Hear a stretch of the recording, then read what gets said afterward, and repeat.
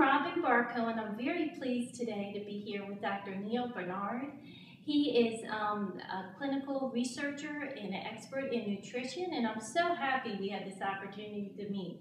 Thank you, Dr. Sure. Barnard, for doing this. It's great to be with you, Robin. Great to be with you. His book here is very good. It's Power Foods for the Brain, and actually this is in my library at home because it's such an excellent book.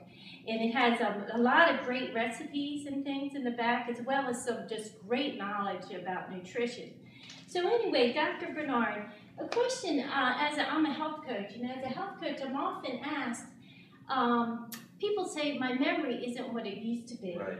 So what do you think are the top 3 things people could do to improve their memory?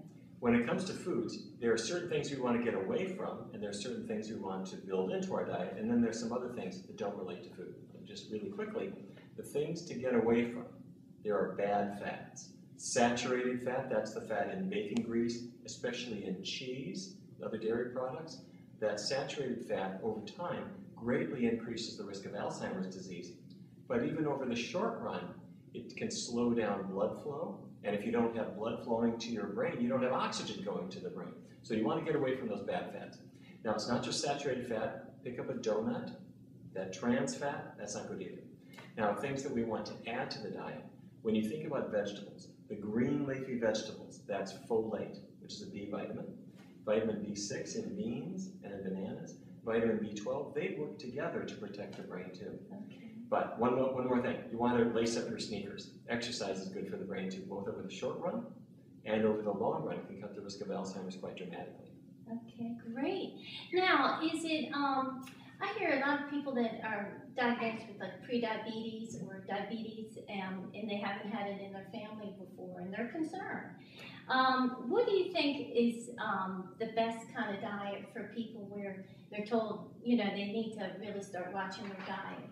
We're really making a big change with regard to how we approach diabetes. The old approach said, be careful about carbohydrate, don't eat rice and don't eat potatoes and don't eat bread. That turns out to be a mistake because we now know that what causes type 2 diabetes is the buildup of fat. Fat inside the muscle cells, fat inside the liver, that causes insulin to not work properly. So, let's say we avoid all animal products, we do a vegan diet.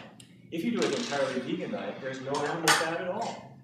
If you get away from vegetable oils, then there's not much of any kind of fat. That allows the fat to get out of the cells, your body starts working again, and diabetes improves. Sometimes it even, for all intents and purposes, is gone. Okay.